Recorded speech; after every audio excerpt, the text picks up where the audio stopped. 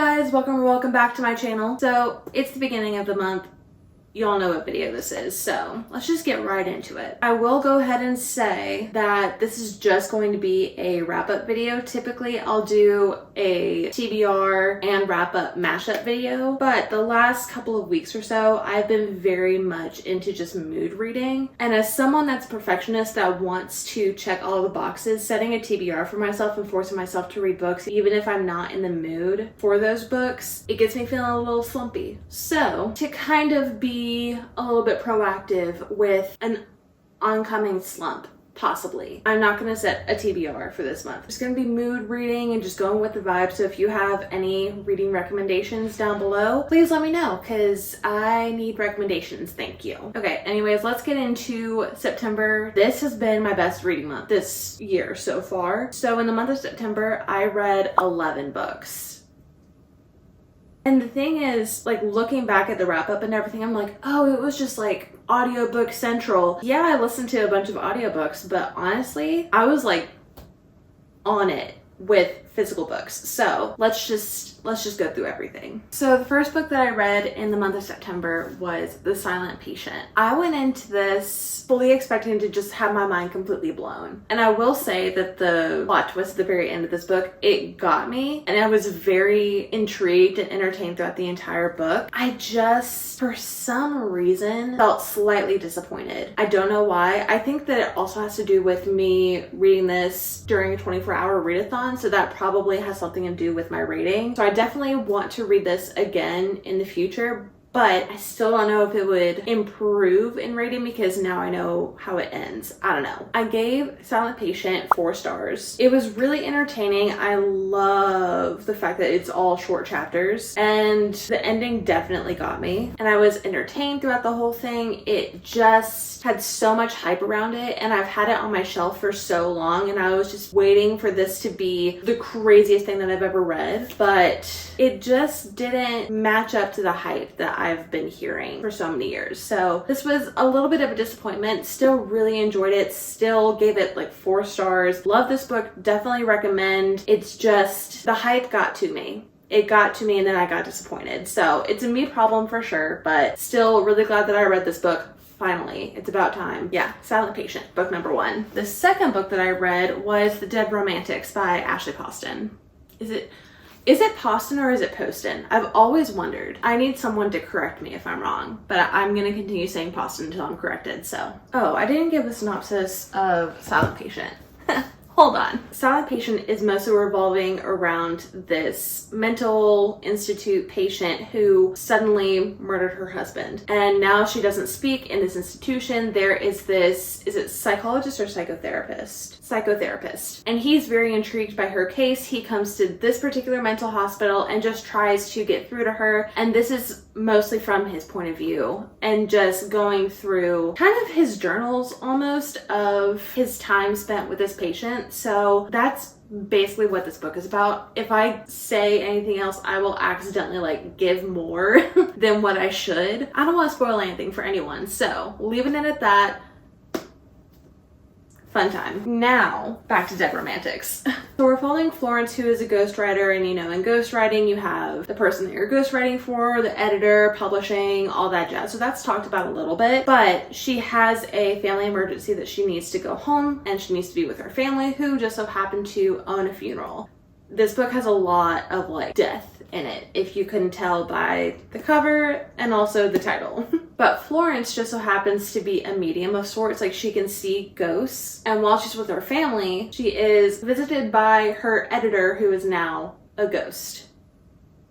And he's trying to understand why she can see him. Why is he there? Like, this is in a city or in a town that they don't even live in, so why is he there? And basically it's just following that story, and it's a romance novel, so you can just kind of guess how things go. I gave Dead Romantics 3.5 stars. Again, this was during my 24-hour readathon, so that might have something to do with my rating, but thinking back on it, I think I would still rate it the same. There were just some things, mostly between the siblings and how they interacted with each other, that just rubbed me the wrong way. And the particular humor that's in this book just didn't hit for me. I definitely think that this is a really sweet story and it's really fall vibes. I still recommend it to people, but if I was to recommend any of Ashley Poston's books, it would be 7 Year Slip, 100%. But I'm definitely glad that I read this one. I have heard this title over and over again for a very long time, and I was like, you know what, it's about time that I picked this up. So I did,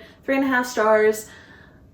Moving on. So the third book that I read in September was Heartless Hunter. Going into this book, I had a feeling that I was gonna love this. It's a fantasy book. It's kind of dystopian vibes as well. Basically, we're following a witch named Rune, and she has this ruse, Rune with the Ruse, going in her community where she's tricking people into thinking that she is against the witches when she is in fact a witch sympathizer, I think is the verbiage that's used in here. And she is known as the Crimson Moth, which is what the title of this entire series is. I guess I would consider this book to be enemies to fake dating to lovers sort of vibe. And as far as the love interest goes, he is the one that is searching for the Crimson Moth. She is the bane of his existence, and Rune and is it Gabriel? Gideon. That's so much fun to say. Gideon. Anyways, so basically Rune and Gideon, they both want information from each other. He does not know that she's the Crimson Moth, and she's fully aware of his antics and he's trying to catch her. So they both think in order to get the information that they want, they have to be involved with each other. That's all I'm gonna say. The banter, the romance, everything about this book had me hooked, and it's just so well done, so good, definitely worth the hype. I gave this book 4.5 stars. Highly recommend. If you haven't picked this book up, you definitely should, especially going into fall. Perfect time to read this book.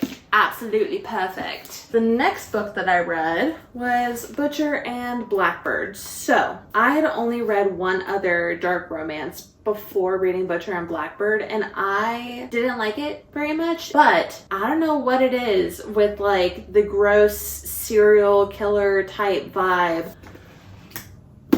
I loved this book.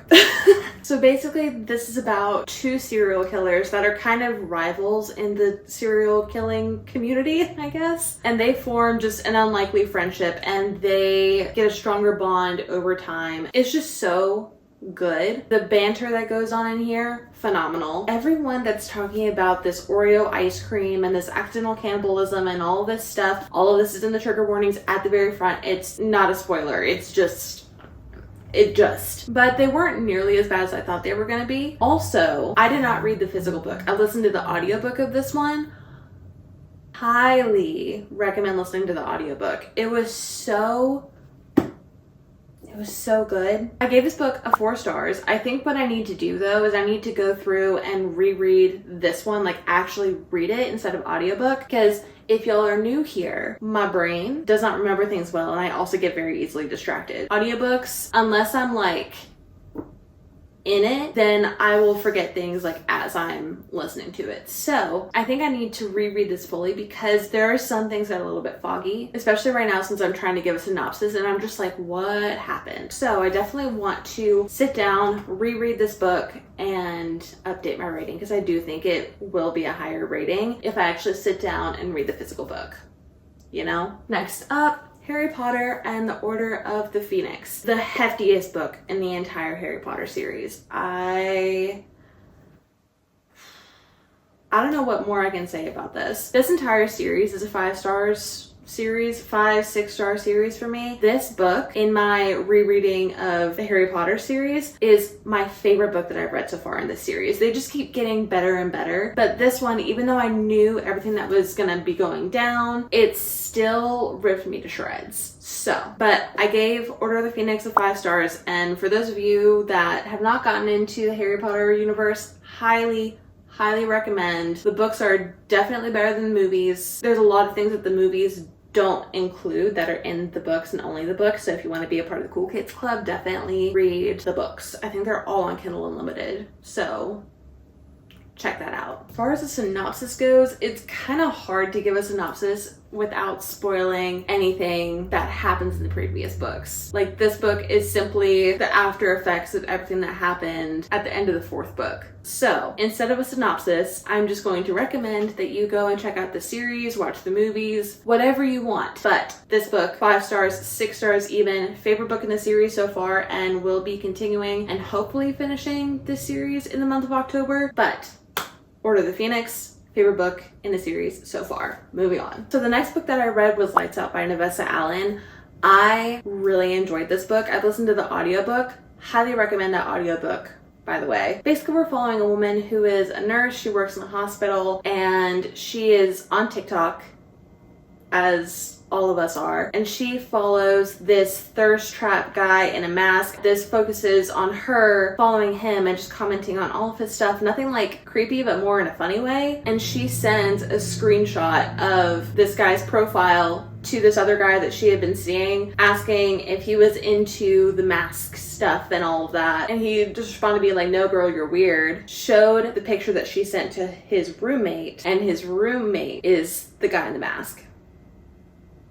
So it basically turns into a stalker romance kind of situation. Like, he stalks her, she's totally into it, and we just go from there. What I'll say, as I was reading this book, I didn't get the sudden 180 turn in the middle of this book because I was listening to the audiobook. I was just like in the moment right then, not really having time to pick everything apart like I would if I was reading the physical book. So this is probably why I didn't notice this in the moment. But there is something that happens and it just completely derails the story from where it started off in like the first half of the book, and just the second half just became like a different book, basically. Not saying that I didn't enjoy it, but I do think that it just felt a little bit deceptive. Like, the book starts off this way, this one event just completely derails the entire story, but not in a way that felt smooth. Do you know what I'm saying? Probably not. I'm probably not making any sort of sense. I wish that both ends of the spectrum of how this book went weren't as intense as they were and kind of met in the middle, because then it would feel a little bit more cohesive. But I still really enjoyed the book, and I loved the banter between the two. I loved the character development with both of them. But after some time, I just like really got to thinking about it, and I was like,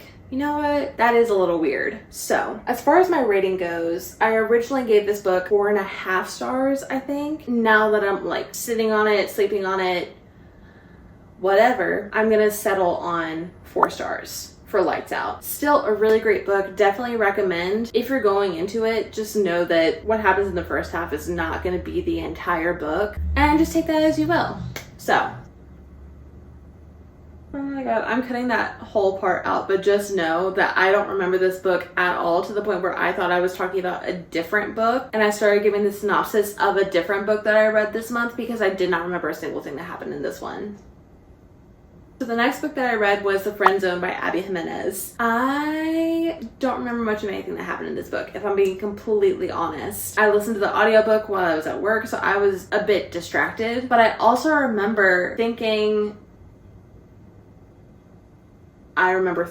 yep. I remember absorbing the information and what was going on. I think it would be a disservice to Abby Jimenez and to anyone who has either read this book or want to read this book for me to give any sort of synopsis on this. Just know that I rated it 3 stars, and I don't remember why. I'm terrible at this.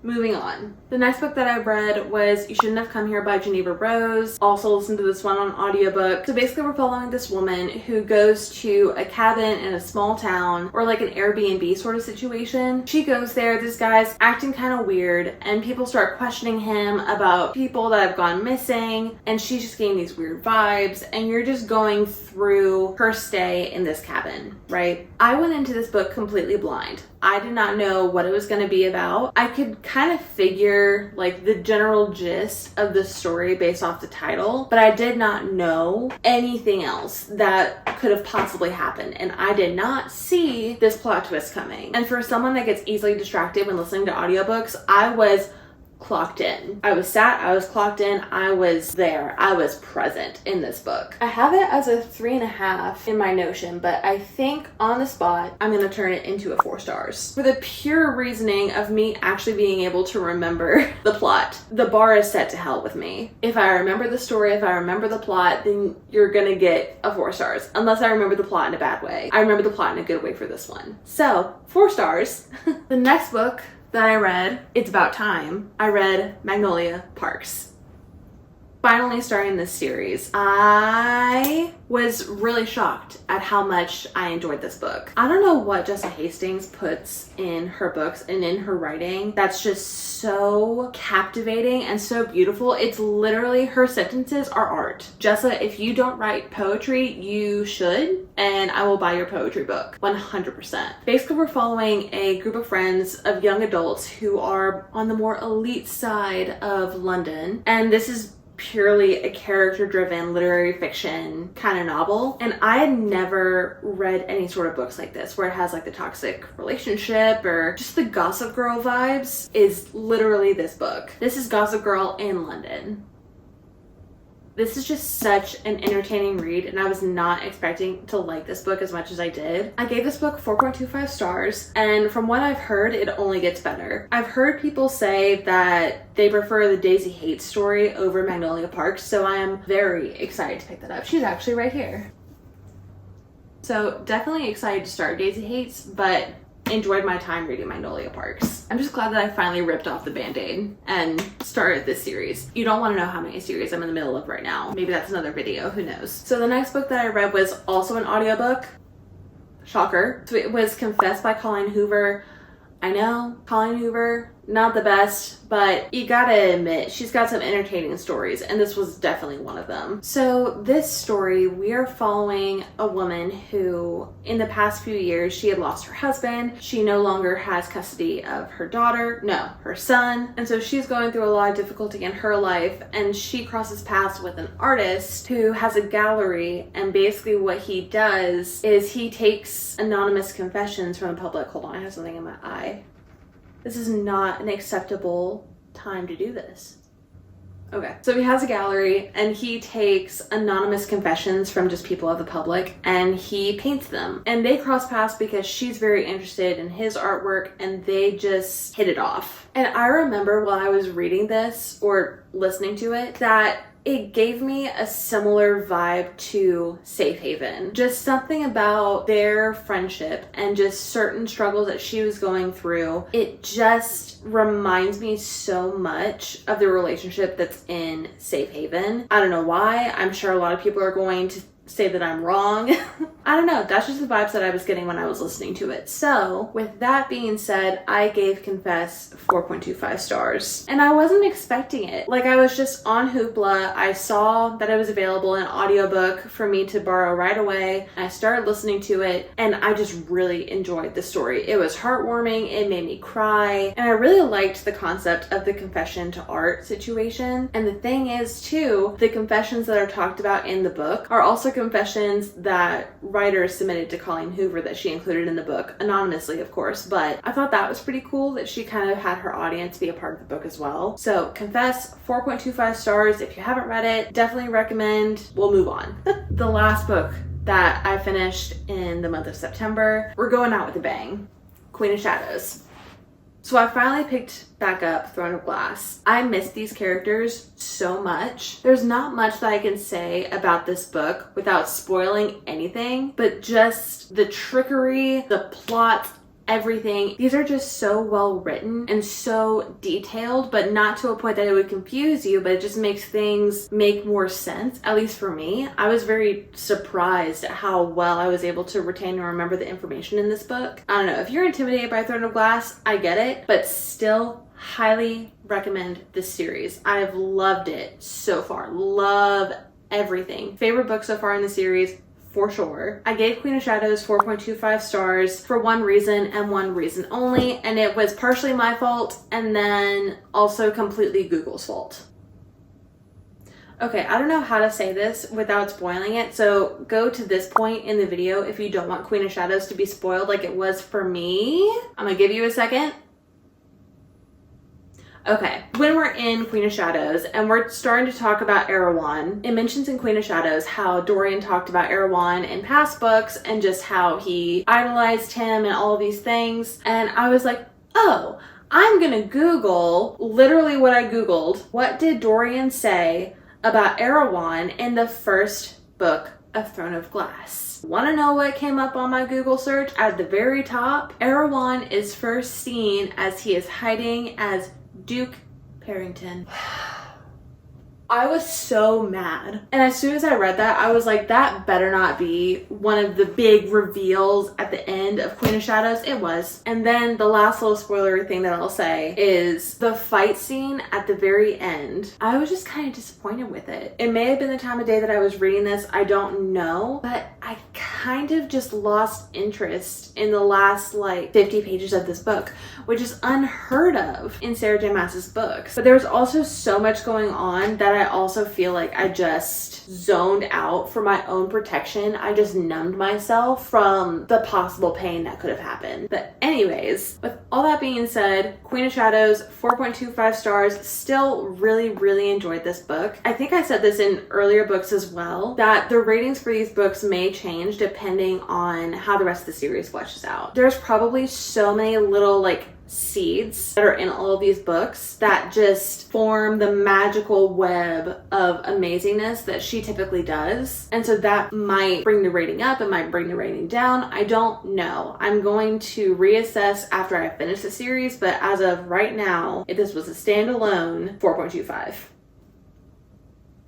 Don't know why I'm going that in depth about it. Anyways, I would say this was a pretty dang good reading month, if I do say so myself. Definitely let me know down in the comments below if you've read any of these books or if you're wanting to read any of these books. I want your thoughts, I want your opinions, and I want to know if you're going to pick any of these up because I want to geek out with you. I hope you guys enjoyed today's video. Don't forget to like and subscribe, and I will see you in the next one. Bye!